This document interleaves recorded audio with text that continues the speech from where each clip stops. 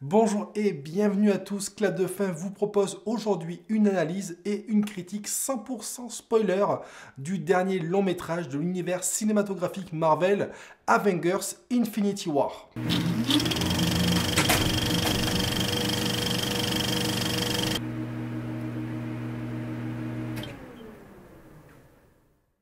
Je vous oriente vers ma précédente vidéo, auquel cas vous n'ayez pas encore visionné cet opus. Une vidéo donc sans aucun spoiler dans laquelle je contextualise, présente et donne mon avis global sur cet Avengers, troisième du nom.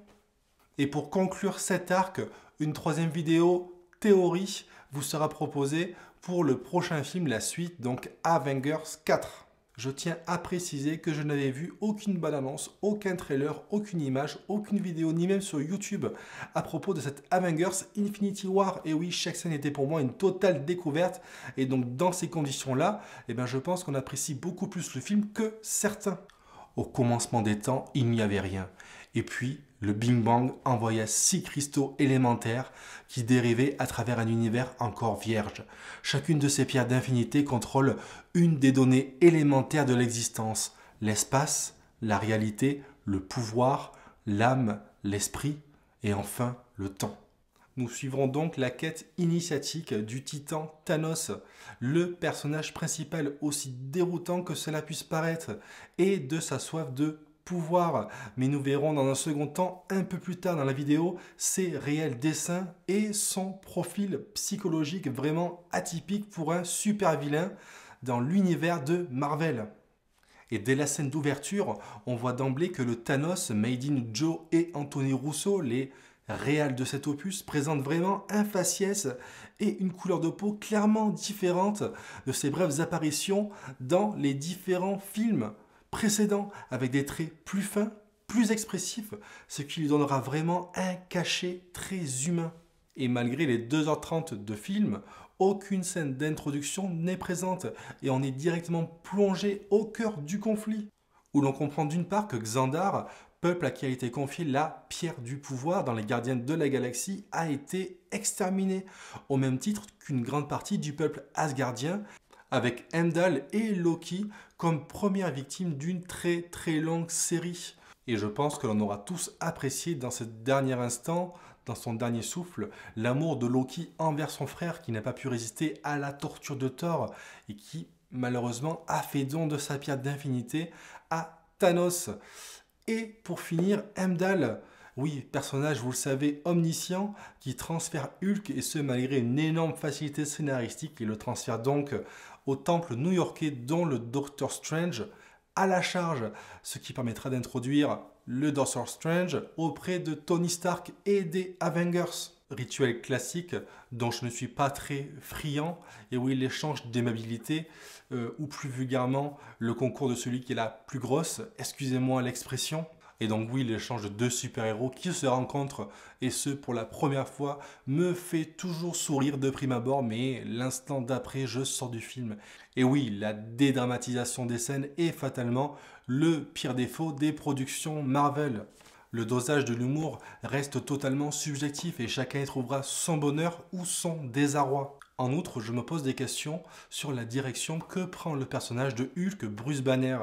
Je ne sais pas, depuis Thor Ragnarok, j'ai vraiment l'impression qu'il cherche à en faire deux entités bien distinctes. D'un côté, le docteur Bruce Banner et de l'autre, Hulk. Et de ce fait, ils font de Bruce Banner un être sans aucun charisme, à la limite attardé, alors qu'il est censé tout de même être un des esprits les plus brillants ayant jamais existé. Mais j'ai ma petite idée, j'y reviendrai dans ma vidéo théorie. Et je pense que nous étions tous attentifs aux retrouvailles tant attendues entre Bruce Banner et Natasha Romanoff, Black Widow, et finalement, elles n'auront pas eu lieu. Et oui, face à cette multitude d'intrigues à aborder dans cet opus, finalement, ces retrouvailles auraient été peut-être superflues, donc c'est assez compréhensible. Et je pense que vous aurez noté tout au long du film des petits clins d'œil, voire même des très grosses références à la pop culture, avec Tony et Peter qui font référence à Harry Potter et à Alien. Tout d'abord en comparant Ebonimo, donc mâchoire d'ébène, à Lord Voldemort, bien sûr vu l'absence de son nez, puis même pour sa mise à mort, en s'inspirant de Alien la Résurrection, en un peu moins gore tout de même. Et oui, voilà, après une première scène d'ouverture où Thanos récupère déjà sa deuxième pierre d'infinité et une seconde scène qui se passe à New York avec déjà un premier rapprochement entre le Doctor Strange et les Avengers et le premier affrontement avec l'Ordre Noir de Thanos, débarquent enfin les Gardiens de la Galaxie. Et avec un superbe thème musical propre à leur univers, les Gardiens de la Galaxie viendront avant tout apporter toute leur palette humoristique à cet Avengers. Drax et Mantis en portent étendard bien sûr, hein, mais pas que. Et surtout la présence de Gamora qui, force de son lien de parenté avec Thanos, mais aussi de son émancipation récente avec les Gardiens, rendront son rôle et son influence primordiale pour ce show. Et tout comme Hulk, le Doctor Strange et Tony Stark, ma facilité scénaristique oblige, les Gardiens de la Galaxie tombent sur Thor dérivant en plein espace directement sur leur pare-brise. Et oui, rien que ça. Et là, on assiste à une scène de folie pure, hein. Peut-être la scène la plus barrée de tout le film, avec Drax et certains gardiens qui idolâtrent Thor, le physique de Thor, au détriment du physique de Quill. Puis avec Thor et Gamora qui évoquent leur perte passée et leur connexion à Thanos, avec un Quill empli de jalousie qui fait sa grosse voix pour paraître plus charismatique et exister dans cette scène. Et voilà mis en lumière tout le déséquilibre des productions Marvel qui, sorties de leur contexte, sont totalement drôles et marchent parfaitement. Mais ici, Thor se livre, souffre. Gamora introduit, et ce pour la première fois, des informations sur Thanos décisives, cruciales, hein, et même pour la compréhension globale du récit. Et pourtant, on ressort de cette longue scène d'une frustration sans limite, sans nom, et oui, malgré de très nettes fulgurances. Mais voilà, pourquoi toujours tout faire en même temps? Pourquoi toujours tout réunir, tous les genres en même temps? Voilà. Bref, Thor et son petit lapin, Rocket et Groot se dirigent ensemble vers Nidavellir, où Eitri, le roi des nains, seul survivant de son clan, viendra forger Stormbreaker, l'arme ultime de Thor, dernier rempart pour arrêter Thanos, qui remplacera Mjolnir détruit depuis Ragnarok. Peter Dinklage, notre Tyrion Lannister, incarnera ce fameux forgeron qui a tout de même forgé le gant de Thanos. Dans le même temps, Quill, Gamora et Drax se rendent sur Nowhere où Thanos récupère sa troisième pierre d'infinité auprès du collectionneur. Il en profitera, Thanos, pour capturer Gamora. Il en comprendra à ce moment-là que Gamora était finalement en charge, avant les Gardiens de la Galaxie volume 1, de rechercher cette fameuse pierre de l'âme. Et avant de se rendre sur Volmir en quête de la pierre de l'âme, nous verrons que Gamora a de réels sentiments profonds envers Thanos. Et oui, nous avons ainsi droit accès à une scène, à un flashback où nous voyons justement la relation naissante entre Gamora et Thanos. Et oui, Thanos s'était rendu sur la planète d'origine de Gamora pour en exterminer la moitié, afin de permettre à l'autre moitié de survivre dans de meilleures conditions. Et oui, Thanos cherche donc à restaurer l'équilibre de l'univers, quitte à le réguler en exterminant la moitié de sa population et permettre à la moitié restante de vivre dans de meilleures conditions. Un adage pragmatique à l'extrême, je le conçois, mais non dénué de sens, quand on sait que justement les humains pratiquent ce même phénomène auprès des animaux et des insectes, et justement pour sauvegarder et consolider des écosystèmes. Et cela me rappelle grandement les moissonneurs antagonistes de la licence de jeux vidéo Mass Effect qui agissaient avec le même précepte. Alors Thanos est-il le plus grand humaniste de tous les temps? Vous en doutez? Je vous laisse en débattre. Retour sur Volmir avec Crâne Rouge. Et oui, certains comme moi attendaient son retour impatiemment, mais je ne pensais pas que ça allait être sous cet état-là. Et oui, Crâne Rouge, antagoniste du premier Captain America, il a certainement été banni et transféré ici suite à son contact avec le Tesseract et maintenant devenu et contraint à être l'entité gardienne de la pierre de l'âme sur Volmir. Il leur annonce donc à Thanos et Gamora que pour s'affranchir de la pierre de l'âme, un énorme tribut, un très lourd tribut doit être payé. Et justement, ce sera la perte d'un être cher pour qu'on éprouve un amour profond. Et Gamora, qui, affranchie de ses partenaires habituels, nous aura vraiment ébloui de toute sa classe à travers ces différentes scènes et sera finalement sacrifiée, ben oui, justement par Thanos pour obtenir la quatrième pierre, la pierre de l'âme. mais ce sera non sans remarquer qu'il en souffrira énormément et qui nous montre donc toute sa force de conviction, de caractère, persuadé de sa mission divine, sacrée, où rien ne semble pouvoir le faire vaciller. Le super vilain basique, qui semblait nous être promis, est finalement aux antipodes, avec ses réflexions philosophiques sur la vie, qui nous donne du tissu, du relief, des nuances, et avec son rôle central, et même personnage principal de cet opus, il nous permet vraiment de créer un certain lien avec lui. Il reste donc à Thanos à acquérir les 2 dernières pierres d'infinité pour compléter sa collection et son pouvoir ultime. Elles sont chacune détenues par Vision sur Terre et par le Doctor Strange, qui est justement sur Titan, la planète d'origine de Thanos. Et oui, Titan d'une part et le Wakanda de l'autre seront les 2 théâtres choisis dans lesquels se dérouleront les 2 batailles décisives et qui concluront cette épopée. Et après leur victoire sur Ebonimo, Mâchoire d'ébène, le Doctor Strange, Tony et Peter se rendent sur Titan, justement la planète d'origine de Thanos, afin de l'affronter sur son terrain et non pas sur Terre.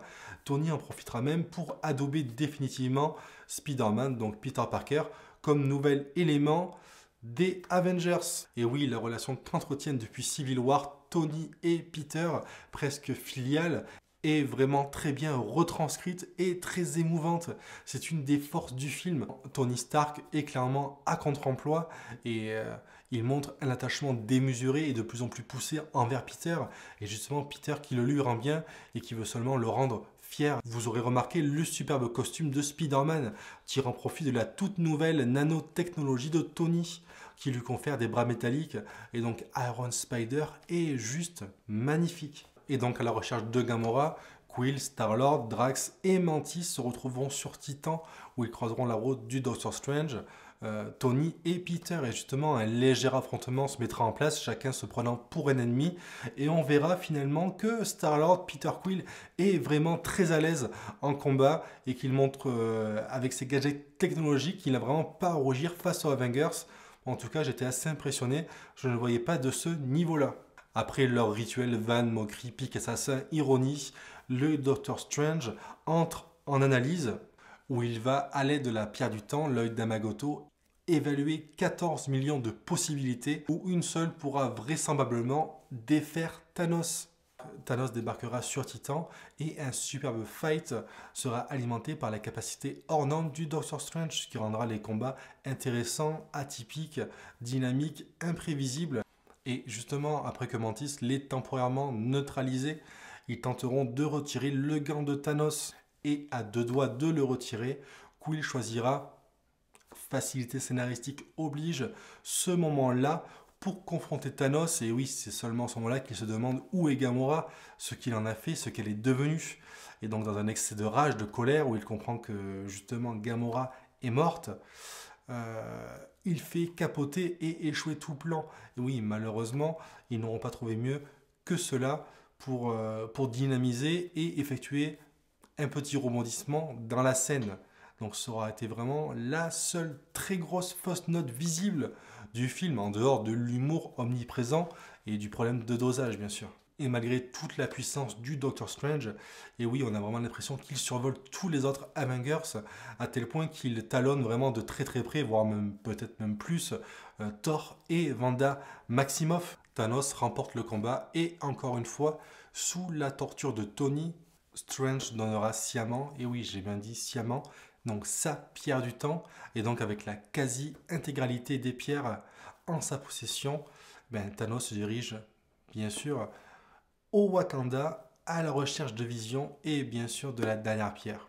Le Wakanda, impressionnant Wakanda, état-nation qui colle parfaitement à l'univers Marvel, sera le théâtre de la bataille finale où Vision se sera réfugié afin d'extraire sa pierre de l'esprit incorporée à son front.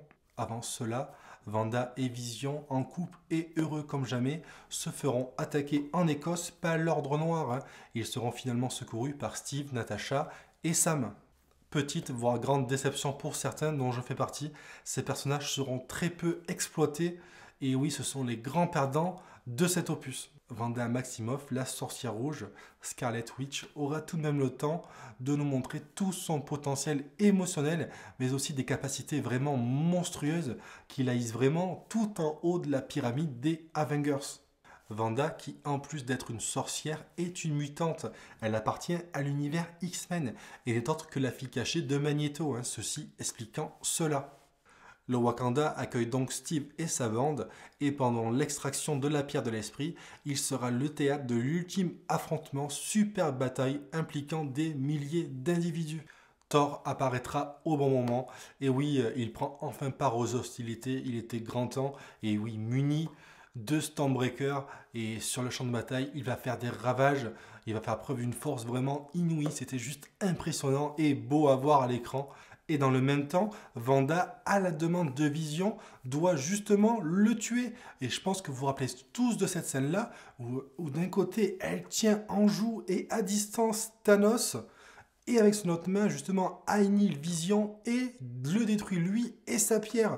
Là, elle montre une puissance juste colossale, elle est hallucinante. Mais malheureusement, pierre du temps oblige, Thanos infligera à Wanda et Vision une balade dans le temps qui ramènera Vision à la vie, avant de lui soutirer la pierre de l'esprit et de le laisser à nouveau inerte. Et à l'apogée de son pouvoir, disposant des 6 pierres d'infinité dans leur intégralité, Thanos, malgré le fait qu'il ait reçu un énorme coup de marteau de Thor, ce qui paraissait abstrait jusqu'à maintenant, se retrouve avec un claquement de doigts devant l'hécatombe la plus terrible. On peine à réaliser ce qui se passe à l'écran. Nos personnages se désagrègent littéralement en lambeaux, en poussière. Et ce n'est autre que Bucky, T'Challa, Groot, Wanda, Sam, Mantis, Drax, Doctor Strange et pour finir Peter Parker, Spider-Man, qui dans la scène la plus touchante, la plus poignante du film à mes yeux, se voit disparaître et s'excuse même auprès de Tony. C'était extraordinaire. Au final, le film va au bout de ses convictions, de la force de caractère et des ambitions folles de Thanos. Et oui, et malgré toutes les données qui font que je pense qu'on y voit tous un twist obligatoire dans Avengers 4, ben je pense qu'on reste tous bouche bée face à cette force de proposition d'une noirceur totale, et oui, dépité dans notre siège, et contraint et forcé de constater que l'on a vécu le Marvel le plus abouti à ce jour. Oui, je le répète, même s'il tombe dans les mêmes travers que ses prédécesseurs, c'était vraiment épique. Bien sûr, on est très loin à mes yeux du niveau de longs métrages tirés de comics tels que Watchmen ou la trilogie Batman de Christopher Nolan, mais voilà, avec le duo Marvel-Disney et les contraintes commerciales qui sont de toucher un maximum de gens, j'ai envie de dire bravo. Voilà, j'espère que vous aurez apprécié mon travail et cette analyse passée en ma compagnie. Et intentionnellement, je n'ai pas évoqué certains éléments que j'exploiterai plus en détail dans une vidéo théorie qui sortira très vite. Les mots du Doctor Strange à Tony Stark, la destinée de Hulk, les âmes et les esprits de Gamora et Vision enfermés dans les pierres, la présence non justifiée de Ant-Man et Hawkeye, le gant cramé de Thanos, mais aussi le teasing dans la scène post-générique de Captain Marvel qui débarquera un petit mois avant Avengers 4 et que l'on retrouvera également dans Avengers 4. L'attente pour sa propre suite, Avengers 4, étant relativement courte, ces 12 prochains mois seront rythmés et animés par beaucoup de contenu et vidéos consacrées à cet univers sur la chaîne. Donc n'hésitez pas à me soutenir, la chaîne étant qu'à ses balbutiements, voilà, ça fait toujours plaisir de se sentir soutenu. En attendant, la chaîne proposera des suivis hebdomadaires, bimensuels ou mensuels de séries phares telles que Légion, Westworld, Fear the Walking Dead. Je vous dis donc à très vite sur Clap de Fin, restez connectés, prenez soin de vous, salut!